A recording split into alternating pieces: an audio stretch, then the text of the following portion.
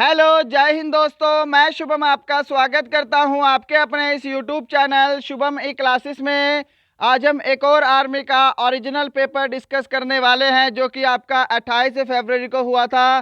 BDE of the gods regiment centre Kempty soldier tradesman 8th level का आपका ये paper होगा। और इसी लेवल का पेपर आपके आर्मी जीडी में भी आएगा, क्योंकि इस पेपर में सिर्फ 7 से 8 प्रश्न ऐसे हैं जो कि हार्ड हैं और नए पूछे गए हैं। और आपका जो जीडी का एग्जाम होगा उसके अंदर भी 7 से 8 प्रश्न तो नए पूछे ही जाएंगे, हार्ड लेवल आएगा ही आएगा।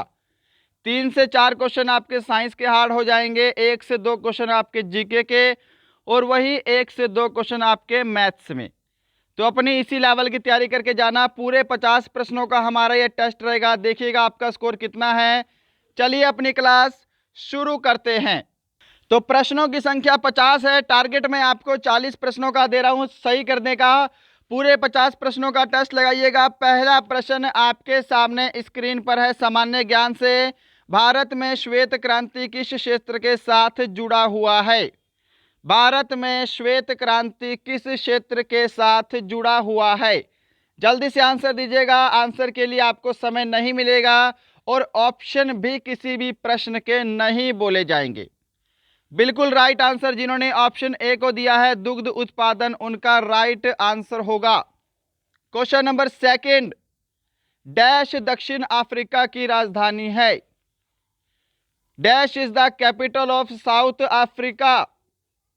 ऑप्शन आपका यहां पे सी करेक्ट आंसर होगा, Cape Town. Option C. Question number third आपके सामने है, सिनेमा के क्षेत्र में सर्वोच्च सम्मान डैश है? Very very important. The highest honour in the field of cinema is. Cinema के क्षेत्र में सर्वोच्च सम्मान है दादा साहेब फाल्के पुरस्कार। ऑप्शन आपका डी राइट आंसर होगा। क्या सभी ने ऑप्शन डी को आंसर किया है? चलो क्वेश्चन नंबर 4 का आंसर जल्दी से दीजिएगा। वोट देने की न्यूनतम उम्र क्या है? और ये वाला प्रश्न शायद हम अपनी क्लास में डिस्कस कर चुके हैं। वोट देने की न्यूनतम उम्र, तो जब कोई व्यक्ति 18 साल का हो जाता है तो वह वोट दे सकता है। ऑप्शन ए आपका करेक्ट आंसर होगा। चलो क्वेश्चन नंबर 5 का आंसर आपके सामने, जल्दी से आंसर देंगे सभी। ये क्वेश्चन थोड़ा सा नया है, करंट अफेयर का है और इसका लेवल भी अच्छा बोल सकते हैं। कौन सी भारत की राज्य सरकार फुटबॉल के दिग्गज डिएगो माराडोना की जीवन शैली की मूर्ति की स्थापना करेगी? इस क्वेश्चन का लेवल मैं बोलूंगा कि हार्ड है, और यदि इस क्वेश्चन में आपको डाउट है, नहीं आता, तो एग्जाम में इस टाइप का क्वेश्चन आप छोड़ देना, क्योंकि ये सभी विद्यार्थी के लिए हार्ड है। ऑप्शन आपका सी करेक्ट आंसर होगा, गोवा। चलिए क्वेश्चन नंबर 6 है आपके सामने, सबसे कम समय में 22,000 अंतरराष्ट्रीय रन तक पहुंचने वाले क्रिकेट खिलाड़ी कौन है? Very very important. और देखो स्पोर्ट्स से क्वेश्चन आपके एग्जाम में हर शिफ्ट में आए हैं, तो यहां पे करेक्ट आंसर होगा option A Virat Kohli. Question number 7 आपके सामने, जल्दी से आंसर देंगे। निम्नलिखित में से टाटा ग्रुप के संस्थापक कौन थे? टाटा ग्रुप के संस्थापक, तो आगे आपसे क्या रिलायंस का भी संस्थापक पूछ सकता है, रिलायंस जियो के संस्थापक कौन थे? तो ये ध्यान रखिएगा, इंपॉर्टेंट है। नोकिया के संस्थापक पूछ सकता है, माइक्रोसॉफ्ट, गूगल। तो यहां पे आपका ऑप्शन डी करेक्ट होगा, जमशेद जी टाटा। जिन्होंने ऑप्शन डी को आंसर दिया है उनका राइट आंसर है। क्वेश्चन नंबर 8 आपके सामने है, आंसर देंगे। राष्ट्रपति भवन के मशहूर बाग का नाम बताएं। राष्ट्रपति भवन के मशहूर बाग का नाम बताएं। तो ऑप्शन ए करेक्ट होगा, मुगल गार्डन। क्वेश्चन नंबर 9, संयुक्त राज्य अमेरिका के 44वें राष्ट्रपति कौन थे? क्वेश्चन को थोड़ा सा डीपली बनाया गया है, थोड़ा सा हार्ड बनाने का प्रयास किया गया है। संयुक्त राज्य अमेरिका के 44वें राष्ट्रपति कौन थे? ऑप्शन आपका डी करेक्ट आंसर होगा, Barack Obama. Option D. Question number 10 का आंसर दीजिएगा। भारत के संविधान में कितने मौलिक अधिकार हैं? तो जब संविधान का निर्माण हुआ था पहले, उस समय मौलिक अधिकारों की संख्या कितनी थी? 7। अब कितने हैं? 6 मौलिक अधिकार हैं। संपत्ति का अधिकार मौलिक अधिकार से हटा दिया गया है। क्वेश्चन नंबर 11 का आंसर देंगे, भारत में राज्यपाल की नियुक्ति कौन करता है? आसान सा level. Who appoints a governor in India? Correct answer option B होगा, राष्ट्रपति। क्वेश्चन नंबर 12 का आंसर देंगे जल्दी से, भारत का लौह पुरुष किसे कहते हैं? Who is the called the iron man of India? Bharat का लौह पुरुष कहा जाता है सरदार वल्लभ भाई पटेल को। ऑप्शन आप सभी का बी करेक्ट आंसर होगा। मेरे साथ साथ आंसर मैच करते जाइएगा। लास्ट में सभी को स्कोर बताना है, आपका स्कोर कितना है। अभी जीके चल रहा है तो जीके आसान पूछा गया था, सिर्फ 2 ही प्रश्न इसके अंदर हार्ड है। साइंस में कुछ क्वेश्चन आपको हार्ड मिलेंगे और ऐसा ही लेवल आपके जीडी में भी तैयार किया जाएगा। सिख धर्म की स्थापना किसने की? Who founded Sikhism? Correct answer होगा ऑप्शन डी, गुरु नानक देव ने। गुरु नानक देव सिखों के पहले गुरु थे और सिख धर्म के संस्थापक थे। क्वेश्चन नंबर आपके सामने 14 है, भारत छोड़ो आंदोलन कब हुआ? When did the quit India movement started? Option आप सभी का बी करेक्ट आंसर होगा, 1942। क्वेश्चन नंबर आपके सामने 15 है और सामान्य ज्ञान का लास्ट क्वेश्चन है, भारत का राष्ट्रीय फल क्या है? What is the national fruit of India?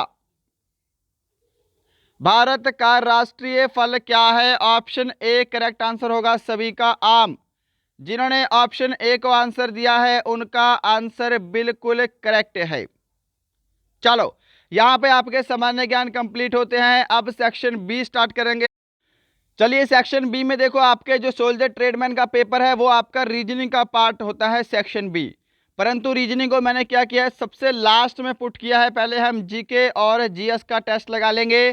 16 number question का आंसर देंगे। इस क्वेश्चन का लेवल हार्ड है। परपोषी पोषण के कितने प्रकार होते हैं और फर्स्ट टाइम आपके आर्मी में पूछा गया है? तो ऑप्शन सी आपका करेक्ट आंसर होगा, 3 प्रकार होते हैं। क्वेश्चन नंबर 17 का आंसर देंगे जल्दी से, मांस खाने वाला जानवर क्या कहलाता है? सिंपल सा प्रश्न है, इसका आंसर तो सभी बच्चे दे दोगे। मांस खाने वाला जानवर क्या कहलाता है? तो मांसाहारी कहलाता है। ऑप्शन आपका बी करेक्ट आंसर होगा, नॉन वेजिटेरियन। क्वेश्चन नंबर 18 आपके सामने है, आंसर देंगे, गति किस यंत्र से नापते हैं? ऑप्शन आपके सामने है, गति किस यंत्र से नापते हैं? तो यहां पे राइट आंसर ऑप्शन डी होगा, स्पीडोमीटर। क्या सभी ने करेक्ट आंसर दिया है? आंसर मेरे साथ साथ मैच करते जाइएगा। 19 नंबर का आंसर देखो, ये क्वेश्चन आपको मैं घर के लिए दूंगा। ये क्वेश्चन आपको करवाया है 3 से 4 बार। डायरिया तथा खूनी दस्त रोग डैश द्वारा उत्पन्न होता है।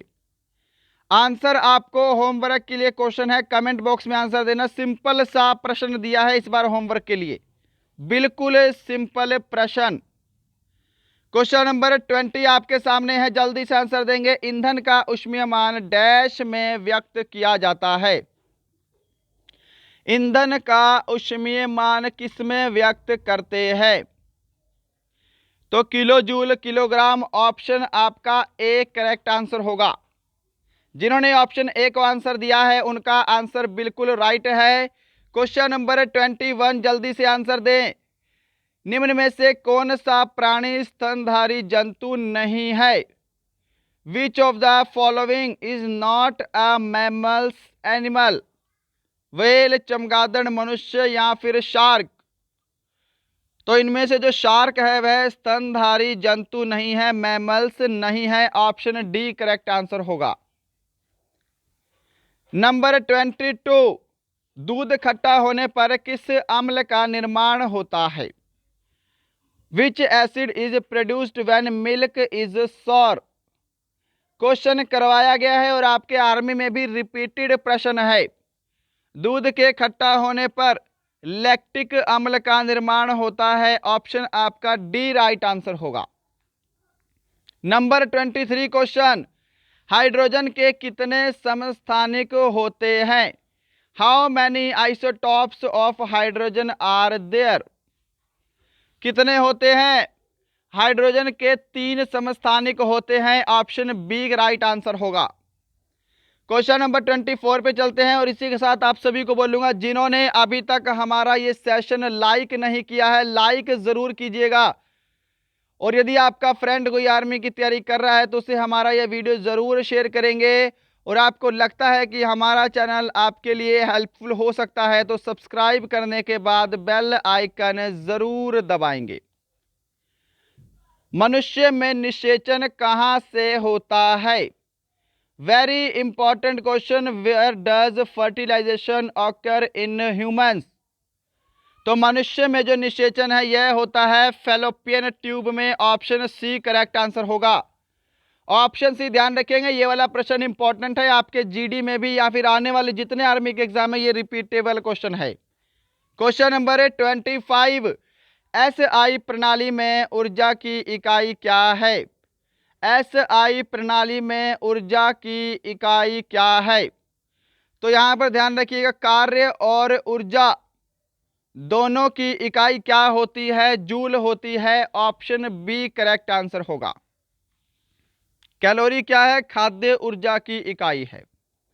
चलो क्वेश्चन नंबर 26 का आंसर दे दो। सभी ईंधन ज्यादातर डैश यौगिक के होते हैं।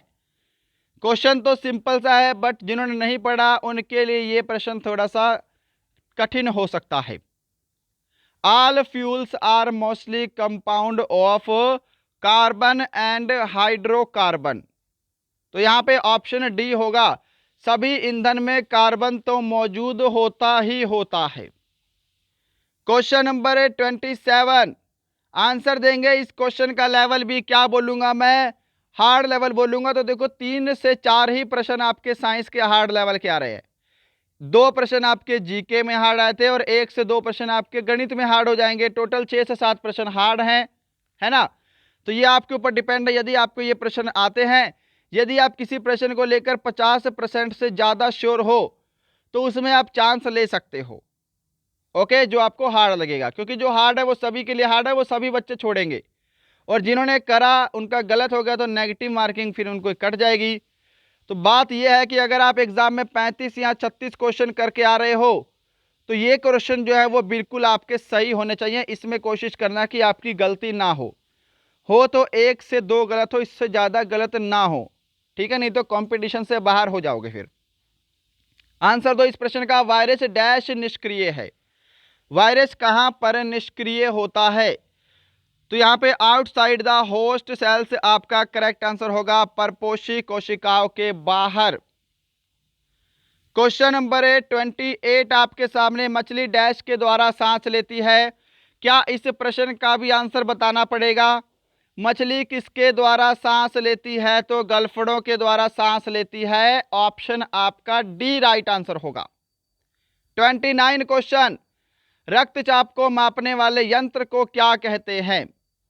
मुझे नहीं लगता कि इस प्रश्न का आंसर भी आपको बताना पड़ेगा।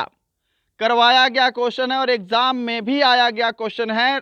क्या होगा? ऑप्शन ए होगा स्फाइगमाइनोमीटर। क्वेश्चन नंबर 30 है और सामान्य विज्ञान का लास्ट प्रश्न। टेस्ट को बिल्कुल कंप्लीट लगाइएगा, आपके ओरिजिनल पेपर का टेस्ट हो रहा है। आगे गणित और रीजनिंग भी आपको सोल्व करना है ताकि आपको पता लगे कि आपका लेवल कितना है और किस टाइप के प्रश्न आए हैं। कौन सा तारों तथा ऊर्जा का स्रोत है? तारों तथा सूर्य ऊर्जा का स्रोत है। तो यहां पे नाभिकीय संलयन। ऑप्शन आपका सी करेक्ट आंसर होगा जी। Nuclear fusion. ऑप्शन सी जिन्होंने आंसर दिया है उनका आंसर बिल्कुल करेक्ट है। तो यहां पे आपके सामान्य विज्ञान कंप्लीट। सेक्शन सी है आपका गणित का। जल्दी से आंसर देंगे, कॉपी पेन सभी स्टूडेंट साथ में लेकर बैठेंगे। आंसर दो जी इस प्रश्न का। बॉक्स की लंबाई, चौड़ाई और ऊंचाई 3:2:1 के अनुपात में है। यदि बॉक्स का आयतन 48 घन सेंटीमीटर है तो कुल स्थायी क्षेत्रफल ज्ञात करो। अब यहां पर मैंने देखा कि लंबाई, चौड़ाई और ऊंचाई दे रखी है तो ये इसको मैं क्या बोल सकता हूं? घनाभ बोल सकता हूं। ये घनाभ बन गया, है ना? और घनाभ के आयतन का फॉर्मूला क्या होता है? लंबाई गुणा चौड़ाई गुणा ऊंचाई, राइट। अब देखो, ये 3x है, ये 2x है, ये 1x है। इसको मैं 3x लिख सकता हूं, इसको मैं 2x लिख सकता हूं, इसको मैं 1x यानी कि x लिखूंगा, है ना। ये अनुपात दे रखा है आपको। और यदि मैं इनका गुणा कर दूं तो ये क्या बन जाएगा? घनाभ का आयतन बन जाएगा। और घनाभ का आयतन आपको 48 दे रखा है। क्या ये स्टेप सभी को समझ में आया है? हमको कुल सतह क्षेत्रफल निकालना है तो उसके लिए हमको इन भुजाओं का मान पता होना चाहिए। आज यदि मैं इनको आपस में गुणा कर दूं तो ये क्या होगा? 6x की क्यूब बनेगा, है ना। x गुणा x, और ये कितना है जी? 48 है। तो यहां से 6 8 कितना हो गया? 48 हो गया। और x की क्यूब का मान कितना है? 8 है। तो मैं ये भी कह सकता हूं कि फिर x का मान 2 हो जाएगा। क्या इतना स्टेप सभी को समझ में आया है? x का मान कितना आ गया? 2 आ गया। यहां से x का मान 2 आ गया जी। अब यहां से देखो, अब हम क्या करेंगे? भुजाएं निकाल लेंगे। पहले इनकी जो साइड है उनका अनुमान कितना है। यदि x का मान 2 है तो x को इसमें रखो, x को यहां पे पुट करो, x को यहां पे पुट करो, तो यहां पे 6, यहां पे कितना है? 4, और यहां पे कितना बनेगा आपका? 2 बनेगा। 6 4 और 2 क्या है? आपकी भुजाएं आ गई। क्या इतना सभी को समझ में आया है? अब मैं इन सभी को रफ कर देता हूं। हमें कुल सतह क्षेत्रफल ज्ञात करना है। तो ये सभी के सभी मैंने क्या कर दिया? रफ कर दिया। देखो, कुल सतह क्षेत्रफल का सूत्र होता है 2 इंटू लंबाई गुणा चौड़ाई प्लस चौड़ाई गुणा ऊंचाई प्लस ऊंचाई गुणा लंबाई। ये घन के कुल सतह क्षेत्रफल का सूत्र होता है। और ये आपको मैंने मेंसुरेशन पूरा करवाया है ना। तो देखो, यहां पे लंबाई कितनी थी? 6, चौड़ाई 4 और ये थी 2, यही था ना। ऊंचाई 2 थी। तो यहां पे पुट करेंगे, मैं डायरेक्ट करूंगा लंबाई गुणा चौड़ाई 6 चौके 24 प्लस चौड़ाई गुणा ऊंचाई 4 दूनी 8 प्लस 6 दूनी 12, यही होगा। अब इनको जोड़ेंगे, कितना बनेगा? यहां पे जल्दी से जोड़िएगा फटाफट से। देखिए यहां पे 4 और 2 6, 4 और 2 6 और 8 14 का 4 हासिल 1 3 और 1 4, यहाँ पे 44 बनेगा और यहाँ पे 2 बनेगा। तो इसको सोल्व करेंगे तो 88, ऑप्शन बी आपका राइट आंसर होगा। 88 वर्ग सेंटीमीटर। जिन्होंने आंसर दिया है उनका आंसर बिल्कुल करेक्ट है। क्वेश्चन नंबर 32 पे चलेंगे। ऐसा लेवल आपके आर्मी जीडी में आएगा जी, बिल्कुल आंसर देंगे। रवि ने एक कमीज 800 रुपए में खरीदी और 900 रुपए में बेच दी, तो लाभ प्रतिशत ज्ञात करो। यह प्रश्न पूछा गया है, सिंपल सा। तो लाभ प्रतिशत क्या होता है? प्रॉफिट परसेंट का सूत्र होता है लाभ गुणा 100 बटे में क्रय मूल्य यानी कि कॉस्ट प्राइस। तो 800 की खरीदी थी, 900 में बेची है, लाभ कितने का हुआ है? 100 का हुआ है। तो 100 गुणा 100, क्रय मूल्य कितना है आपका? 800 रुपए है। ये 2 जीरो से आपकी 2 जीरो कैंसिल, 8 से 100 को भाग करें, कितना आएगा? 8 एकम 8, 8 दूनी 16 और 8 पंजे 40। ऑप्शन डी आपका करेक्ट आंसर होगा। 12.5% का लाभ हुआ है। क्वेश्चन नंबर 33 आपके सामने है, इसका आंसर देंगे। और ये वाला क्वेश्चन आपके आर्मी के लिए तो नया ही है, बाकी जो एसएससी रेलवे में ये बहुत बार पूछा गया है। इंग्लिश वाले विद्यार्थी इंग्लिश में पढ़ लेंगे। अब इसको हम हिंदी में सोल्व करने जा रहे हैं कि एक चोर 8 किलोमीटर प्रति घंटे की रफ्तार से भाग रहा है। इसका पीछा एक पुलिस वाला 10 किलोमीटर प्रति घंटे की रफ्तार से कर रहा है। यदि चोर शुरू से 100 मीटर आगे था तो पुलिस वाला उसे कितने समय में पकड़ लेगा? अब देखो जी, सिंपल सा फैक्ट है, आपको समय बताना है, टाइम बताना है। तो क्या होता है? डिस्टेंस अपॉन स्पीड होता है समय, है ना। अब आपको एक चीज पता होनी चाहिए कि कोई भी जब दो व्यक्ति या दो रेलगाड़ियां जब एक ही दिशा में जा रही हों तो उनकी स्पीड जो है वो हम माइनस करते हैं, रिलेटिव स्पीड माइनस हो जाती है। तो यहां पे क्या बोल रहा है कि चोर शुरू से 100 मीटर आगे है, तो 100 मीटर की उनकी दूरी हो गई, समझ रहे हो। अब चोर की स्पीड थी 8 किलोमीटर प्रति घंटा और पुलिस वाले की स्पीड थी 10 किलोमीटर प्रति घंटा। तो यहाँ पे इनको माइनस कर देंगे क्योंकि दोनों एक ही दिशा में दौड़ेंगे, चोर के पीछे ही पुलिस दौड़ेगी, है ना। तो यहाँ पे 10 में से 8 माइनस करेंगे तो 2 किलोमीटर प्रति घंटा आपकी रिलेटिव स्पीड बच गई। अब यहाँ पर देखिए स्पीड है, ये दूरी जो है आपकी मीटर में है, स्पीड आपकी किलोमीटर प्रति घंटे में है। तो पहले किलोमीटर प्रति घंटे को मीटर प्रति सेकंड में बनाने के लिए 5/18 से गुणा करेंगे।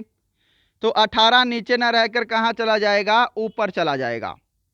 समझ आ रहा है इतना स्टेप सभी को। 5 दूनी 10 और 10 से आपकी ये 1 0 कैंसिल हो गई। तो यहाँ से 180 मीटर प्रति सेकंड आपका आंसर आएगा।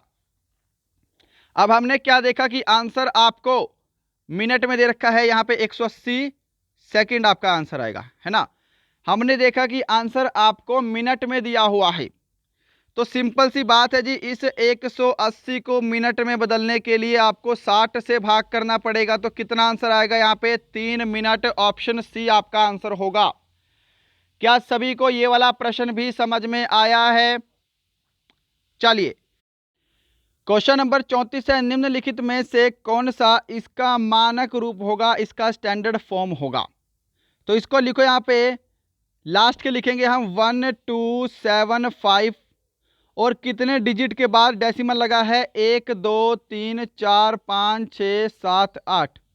तो नीचे 8 जीरो लिख दोगे, 1 2 3 4 5 6 7 8 और 1। अब अकॉर्डिंग टू ऑप्शन आपको सेट करना है कि आपका आंसर क्या होगा। तो यहाँ पर देखो आपका आंसर होगा ऑप्शन सी। यदि मैं नीचे की 3 जीरो काट के ऊपर 3 डिजिट के बाद डेसिमल लगा रहा हूँ, ऊपर पॉइंट लगा रहा हूँ, तो 1 2 3 4 5 जीरो बची है, यानी कि यहाँ पे 10 की पावर -5 हो जाएगा इंटू। तो यहाँ पे क्या है, ऑप्शन सी आपका करेक्ट आंसर आ रहा है। ऑप्शन आपका सी करेक्ट होगा, गुणा 10 की पावर -5। समझ पा रहे हो, क्योंकि नीचे जो आपके होता है वो ऊपर जाने के बाद आपका माइनस में बन जाता है। किस में बन जाता है, माइनस में हो जाता है। तो यहाँ पे आपका ये आंसर रहेगा ऑप्शन सी। जिन्होंने आंसर दिया है उनका आंसर बिल्कुल करेक्ट है। चलिए नंबर 35 आपके सामने है, चक्रवृद्धि ब्याज से क्वेश्चन। 10,000 रुपए की मूल राशि के लिए प्रतिवर्ष 6% वार्षिक ब्याज की दर से 2 वर्ष का चक्रवृद्धि ब्याज ज्ञात करो।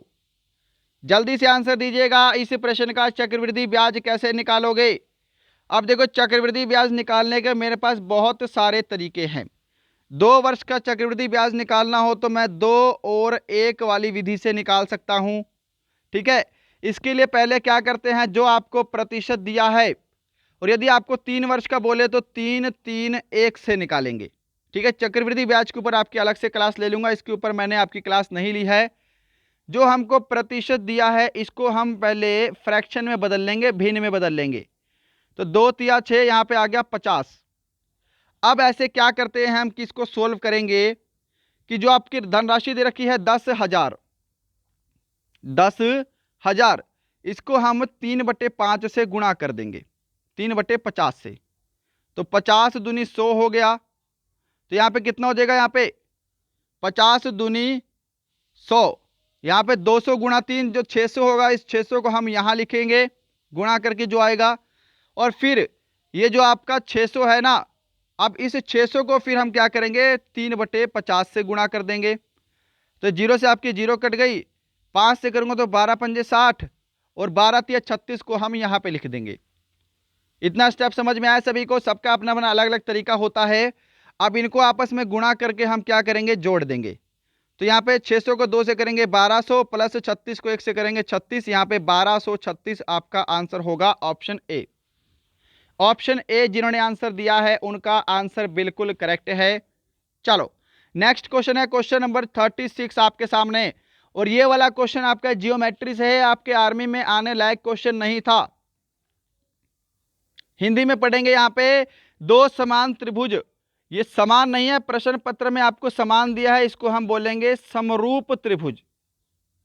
कि 2 समरूप त्रिभुज ABC और PQR में यदि उनकी संगत ऊंचाई AD और PS का अनुपात इतना है तो त्रिभुज ABC और त्रिभुज PQR के क्षेत्रफल का अनुपात ज्ञात करो। देखो क्या होता है कि जब भी आपके सामने कोई दो समरूप त्रिभुज दिए हो, ये दे रखा है ए बी सी और यहां पे आपको दे रखा है क्या, P Q R, got it. ये त्रिभुज क्या है, समरूप है।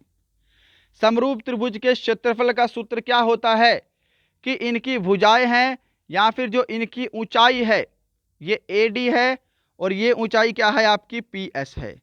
इनका रेशो दे रखा है 4 और इसका रेशो दे रखा है 9। इसके क्षेत्रफल का सूत्र होता है कि इसकी जो भुजा है या फिर इसकी ऊंचाई के वर्ग के अनुपात में, PQR। यदि आपका क्षेत्रफल त्रिभुज आपका समरूप है ना, ये क्वेश्चन आपके जियोमेट्री का है भाई, जियोमेट्री आपके सिलेबस में नहीं है पर यहां पे दिया है ट्रेडमैन में।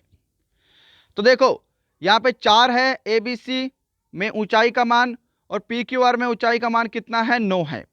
यदि हमको इसका क्षेत्रफल निकालना हो, त्रिभुज ABC और त्रिभुज PQR का क्षेत्रफल निकालना हो तो हम इनकी भुजाओं का स्क्वायर कर देते हैं बस।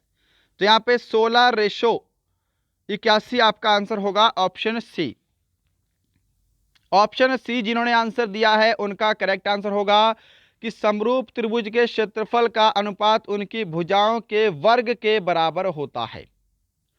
चलिए नेक्स्ट क्वेश्चन है, क्वेश्चन नंबर 37 आंसर देंगे। आसान सा प्रश्न है, ये तो आसान सा प्रश्न दिया है जी, P कोष्टक x का मान x+3 है तो इसका मान हमको बताना है।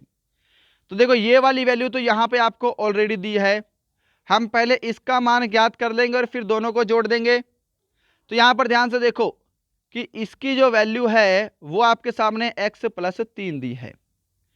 तो यदि हम इसकी वैल्यू निकालें -x वाले की तो ये -x+3 हो जाएगी। सिंपल सी बात है ना, आगे माइनस लगा है, माइनस लगा दो, -x+3 हो जाएगी।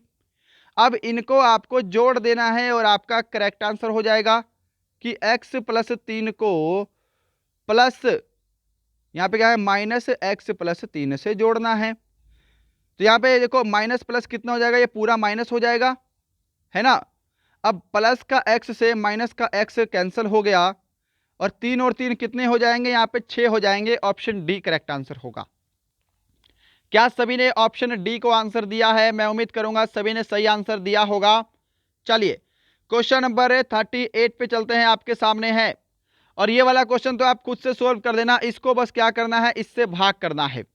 भाग करने के बाद आपका सही आंसर आएगा ऑप्शन बी, है ना। इसको भाग करके तो मैं दिखाने नहीं वाला, इतना लंबा प्रोसेस है और बिल्कुल भाग करना है और कुछ नहीं करना इसमें। क्वेश्चन नंबर 39 का आंसर जल्दी से देंगे।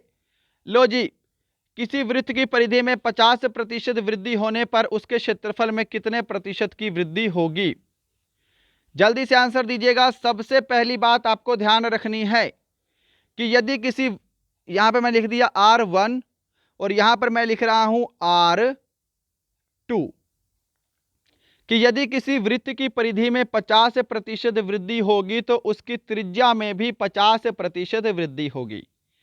क्या सीखा आपने कि यदि किसी वृत्त की परिधि में 50% वृद्धि हो रही है तो उसकी त्रिज्या में भी 50% वृद्धि होगी। यदि मैंने वृत्त की त्रिज्या 10 मान ली, आप 10 की जगह कुछ भी मान सकते हैं, आपका राइट आंसर आ जाएगा। यदि मैंने वृत्त की त्रिज्या 10 मानी है तो दूसरी जो वृत्त की त्रिज्या होगी 50% वृद्धि होने के बाद वो कितनी हो जाएगी, 15 हो जाएगी। 10 का 50% 5 और 10 में 5 जोड़ेंगे तो 15। ध्यान से समझो मैं आपको क्या समझाना चाह रहा हूं कि यदि किसी वृत्त की त्रिज्या हमने 10 मानी है तो 50% वृद्धि होने के बाद वो त्रिज्या कितनी हो जाएगी, 15 हो जाएगी। अब क्या करो, इसके क्षेत्रफल में कितने प्रतिशत की वृद्धि होगी ये आपको निकालना है।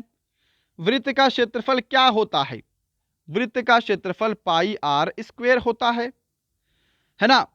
अच्छा मैं इनको रेशो में बदल लेता हूं। देखो 2 5 दूनी 10 और 5 तिया 15, तो यहाँ पे 3:2 आपकी त्रिज्या का अनुपात आ गया, रेडियस का रेशो आ गया।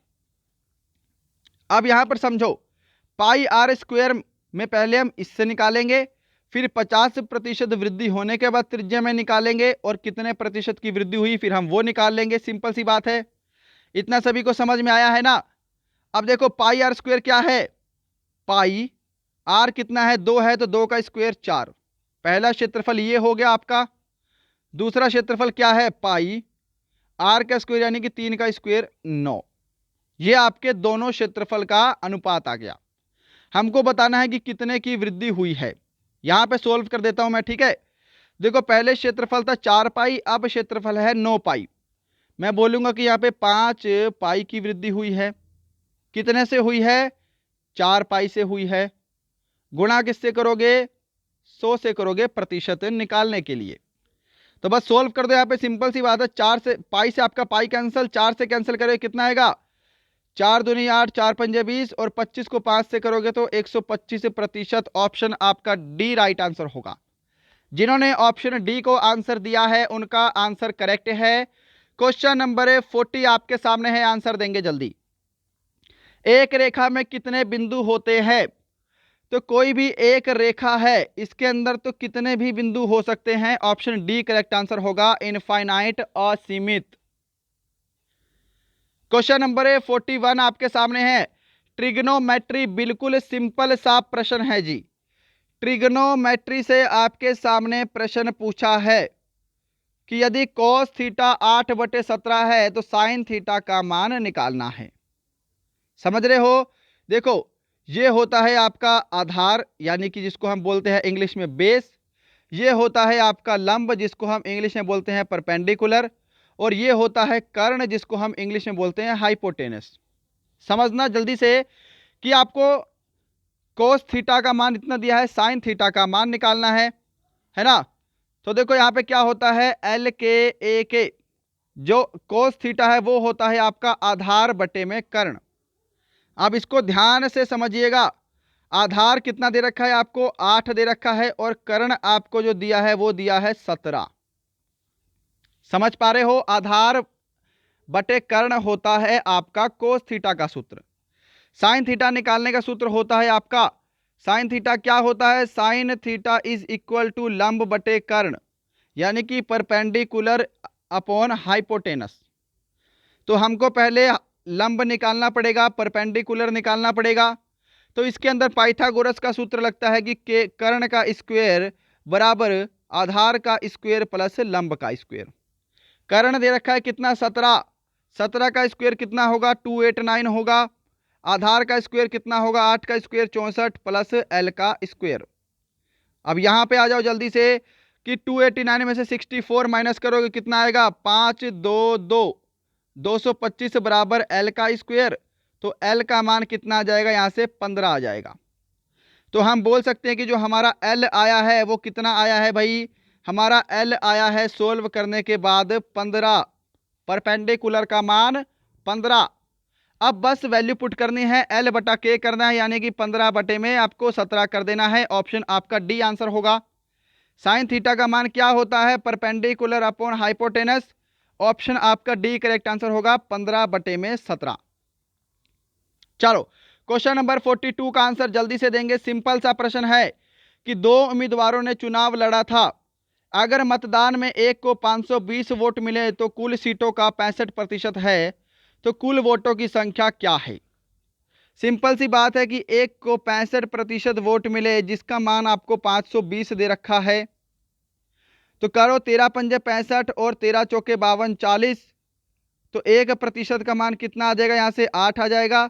हमको कुल वोटों की संख्या निकालनी है तो 100% का मान निकालना है।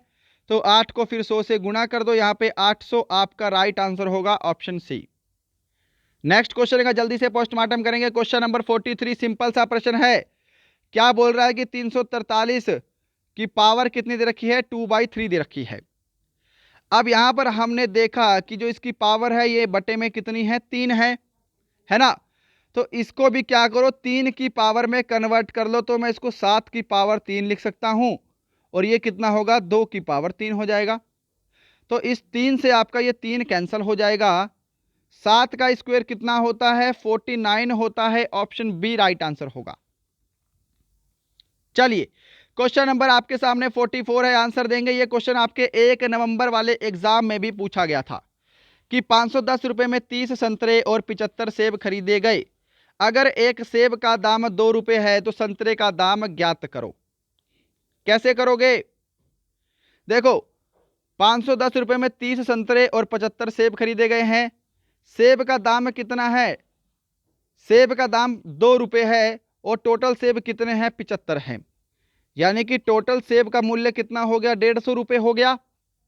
समझ रहे हो ना। इस 510 रुपये में 150 रुपये के क्या हैं, सेब हैं। तो यदि मैं 150 माइनस कर दूं तो यहाँ पे कितना बचेगा, यहाँ पे आपका 360 बचेगा जी। समझ गए। अब बोला है एक संतरे का दाम ज्ञात करो। टोटल 360 क्या है, ये संतरे का दाम है और संतरे की संख्या कितनी है, 30 है।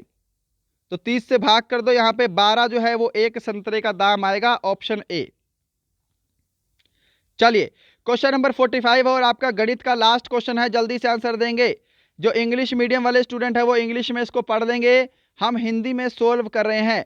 एक कक्षा में 50 छात्र हैं, 30 छात्रों की औसत लंबाई 160 सेंटीमीटर तथा बाकी छात्रों की औसत लंबाई 165 सेंटीमीटर है। तो कक्षा के सभी छात्रों की औसत लंबाई ज्ञात करो। सिंपल सा प्रश्न है, 50 छात्र हैं टोटल, 30 छात्रों की औसत लंबाई कितनी है, 160 सेंटीमीटर है। तो टोटल लंबाई कितनी हो जाएगी, 4800 सेंटीमीटर, है ना। बाकी छात्र बचे 20 और उनकी बाकी छात्रों की औसत लंबाई है 165 सेंटीमीटर। तो 165 को कर दो आप 20 से गुणा करोगे कितना आएगा, 6 दूनी 12, 12 और 2 वेट 5 दूनी 10 का 0, हासिल 1, 6 दूनी 12 और 1 13 का 3, हासिल 1, 2 एकम 2 1 3। यहाँ पे कितना आएगा, 3300 आ जाएगा भाई, 3300 आ गया। आपको बोला है सभी छात्रों की औसत लंबाई ज्ञात करो, तो इनका टोटल कर लो। सभी छात्रों का टोटल कितना होगा, 0 0 8 3 11 का 1, हासिल 1, यहाँ पे 81 0 0। और टोटल छात्र कितने हैं, 50 है। तो बस भाग करना है सीधा आपको, क्या होगा, 5 एकम 5, 5 6 30, 5 दूनी 10, ऑप्शन बी करेक्ट है। चलो यहाँ पे आपके गणित का सेक्शन कंप्लीट होता है। अब आपका रीजनिंग का सेक्शन है और ये जो रीजनिंग है ये मैंने आपको पहले करवा दी है। पहले जो हमने एक ओरिजिनल पेपर डिस्कस किया था कोई, उसके अंदर ये सेम रीजनिंग का सेट आया था। तो फटाफट से कर लेंगे क्योंकि ये मैं आपको पहले करवा चुका हूँ। फटाफट से आंसर दे देना और लास्ट में सभी स्कोर कमेंट करना, आपका स्कोर कितना है। यदि तंबाकू का संबंध नर्व से है तो अल्कोहल का संबंध किससे होगा, यकृत से होगा। नेक्स्ट क्वेश्चन देखिए, क्वेश्चन नंबर 47, ये भी आपको करवाया गया है कि फॉरगट शब्द में ऐसे कितने अक्षर हैं जो अपने स्थान में ही रहते हैं यदि उनको अंग्रेजी वर्ण क्रम में बाएं से दाएं व्यक्त किया जाए। ठीक है, कहां से, बाएं से दाएं, लेफ्ट से राइट होगा जी। यहां पे क्या होगा, लेफ्ट से राइट, लेफ्ट टू राइट। ठीक है, उल्टा करना। तो देखो यहाँ पे क्या है, फॉरगट है, FORGET। इसको हम इंग्लिश वर्णमाला में लेफ्ट से राइट दर्शाएंगे तो सबसे पहले इंग्लिश में ई आता है, फिर एफ आता है ना, ई आता है, एफ आता है, जी आता है, ओ आता है, आर आता है, फिर टी आता है। तो मैंने देखा कि इनको अगर यदि हम बाएं से दाएं दर्शा रहे हैं तो सिर्फ टी ही ऐसा अल्फाबेट है जो कि सेम स्थान पर है, सेम पोजीशन पे है। तो यहाँ पे आपका ऑप्शन ए करेक्ट आंसर होगा। ये आपका लेफ्ट टू राइट है, बाएं से दाएं है। ठीक है, चलो नेक्स्ट है यहाँ पे क्वेश्चन नंबर 48, जल्दी से आंसर देंगे। सिंपल सा प्रश्न है, डिफरेंस चेक करना है। पहले में डिफरेंस 5 का है, दूसरे में 7 का है, नेक्स्ट 9 का है, नेक्स्ट 11 का है। तो 33 में आगे 13 का अंतर होगा, कितना होगा यहाँ पे 46, ऑप्शन ए। फटाफट से सोल्व कर रहा हूं क्योंकि ये क्वेश्चन पहले करवा चुका हूं। निम्नलिखित में से भिन्न को ज्ञात करो। ऑप्शन डी करेक्ट होगा, चांद। बुध शुक्र मंगल ग्रह है, चांद जो है यह क्या है, यह उपग्रह है पृथ्वी का। क्वेश्चन नंबर 50 है, आज का लास्ट क्वेश्चन है, जल्दी से आंसर दे दो इस प्रश्न का जी, कि एक निश्चित कोड भाषा में एक संख्या को इसको ये लिखते हैं, इसको ये लिखते हैं, तो इसको क्या लिखा जाएगा। तो ऑप्शन से आंसर चूज कर लेना फटाफट से। देखो यहाँ पे 3 है और प्रश्न में 3 का कोड क्या है, क्यू है। यहाँ पे 9 है और 9 का कोड क्या है, एल है। यहाँ पे 6 है और 6 का कोड क्या है, यहाँ पे जे है। यहाँ पे आपका 8 है और 8 का कोड क्या है, एल है ना। यहाँ पे आपका 2 है और 2 का कोड कहाँ है, यहाँ पे इसमें 2 यहाँ पे दे रखा है, एम। वेट, है ना, उल्टे हो गए। क्या है, यहाँ पे 3 है और 3 का कोड हमको दे रखा है, क्यू। यहाँ पे 9 है, 9 का कोड हमको दे रखा है, एल। यहाँ पे 6 है और 6 का कोड यहाँ पे है, हमको पी दे रखा है। यहाँ पे 8 है और 8 का कोड हमको N दे रखा है। 2 है, 2 का कोड हमको M दे रखा है और 4 है, प्रश्न में 4 का कोड क्या है? F है। तो देखो QLPNMF,